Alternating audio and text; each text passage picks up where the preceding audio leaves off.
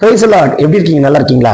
இன்றைக்கு ஆண்டு தருகிற தீர்க்கதரிசன வார்த்தை 2 சாமுவேலின் புஸ்தகம் 3ஆம் அதிகாரம் 7ஆம் வசனம். 2 சாமுவேல் chapter 3 verse 7. சவுலுக்கு ஆயாவின் குமாரனாகிய ரிஸ்பால் என்னும் பேருள்ள ஒரு மறுமனையாட்டி இருந்தார்.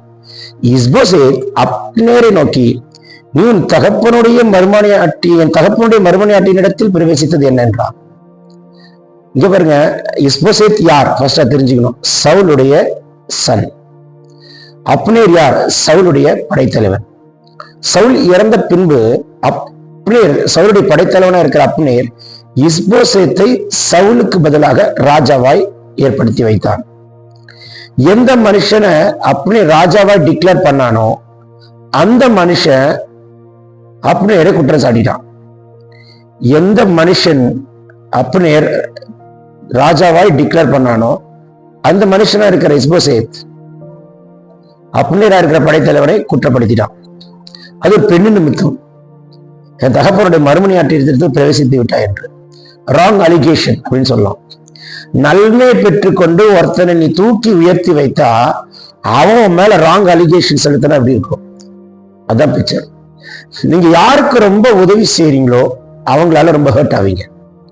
யார ரொம்ப தூக்கி வைக்கிறீங்களோ அவங்களால மிதி வாங்குவீங்க. யார ரொம்ப கனம் செலுத்துறீங்களோ அவங்களால கனவிடப்படுவீங்க.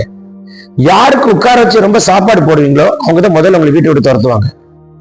யார ரொம்ப அரவணைச்சு இறங்கி போய் உதவி செய்யறீங்களோ அவங்க தான் உங்களை செருப்பா மாத்திடுவாங்க.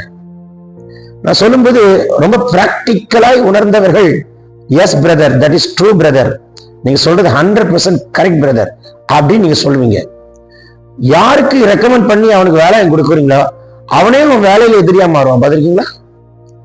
யாருக்கு நீங்க ரெக்கமெண்ட் பண்ணி குடும்பத்துக்குள்ள சேர்த்தீங்களோ அவனே அதே குடும்பத்துல இருந்து உங்க குடும்பத்துல உங்களை துரத்தி விட்டுருவான். பாத்திருக்கீங்களா? இது எல்லா இடங்களில் நடக்கிற ஒரு விதமான சம்பவம். நான் செஞ்சது தப்பா? நான் நல்ல தானே செஞ்சேன். இப்ப நானே எவன் நன்மை பெற்றுக்கொண்டானே அவனே என்னை காயப்படுத்தி குற்றப்படுத்தி என்னை தள்ளிட்டானே, ஒதுக்கிட்டானே. சரி, கவனிங்க. இன்றைக்கு ஆண்டவர் சொல்கிறார், இதெல்லாம் நீ தாண்டி வருகிறாய் என்று சொன்னால் உங்கள் வாழ்க்கையில ஒன்று அறிந்து கொள்ள வேண்டும், கர்த்தர் நமக்கு கற்றுக் கொடுத்து உருவாக்குகிறார். இரண்டாவது, இது அனுமதிக்கிற கர்த்தர் எத்தனையோ மடங்கு நம்மை உயர்த்தி வைக்கிறது நிச்சயம். மூன்றாவது, அப்படிப்பட்ட நபருடைய ரியல் ட்ரூ ஃபேஸ், ட்ரூ கலரை காட்டி கொடுத்துருவார். சோ அதனால இன்னைக்கு எல்லாரும் அவங்கள நம்பலாம், நம்மளை நம்பாம இருக்கலாம். நீங்க யாருக்கு உதவி செஞ்சீங்களோ அவங்க உங்களை அந்த இடத்த விட்டு அவமானப்படுத்தி அனுப்பிடலாம். எல்லாரும் அவங்கள நம்பி இருப்பாங்க, நம்மள நம்ப மாட்டாங்க. நாள் வரும் தலைகீழாய் மாறும். போங்க பிரதர், இப்படிதான் சொல்றீங்க, ஒன்னும் தலைகீழா மாறின மாதிரி இல்லை. இவ்வளோ நாள் இப்படியே கஷ்டப்பட்டு உட்கார்ந்து நான் வாழ்க்கையில போராடிட்டு இருக்கேன் நீங்க சொல்றீங்களா? இல்ல அண்ணா, அக்கா, தம்பி, தங்கச்சி, எங்க ஆண்டவர் உங்களுக்கு செய்கிற அற்புதத்தை நிச்சயம் பார்ப்பீங்க.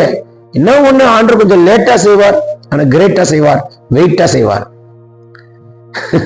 இப்படி சொல்லும் போது நீங்க என்ன நினைக்கிறீங்கன்னு தெரியல.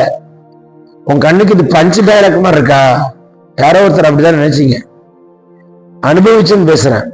நிறைய விஷயங்கள் லேட்டா தான் செஞ்சார், ஆனா கிரேட்டா செஞ்சார், வெயிட்டா செஞ்சார்.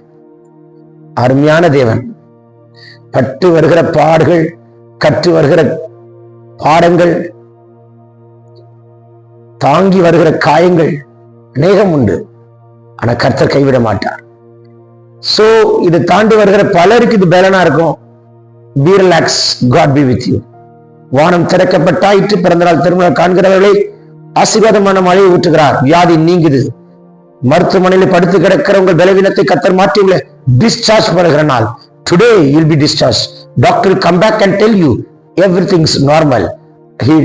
I declare this prophetic word upon the people who are sick in the name of Jesus. Heal. Amen, amen. God bless you.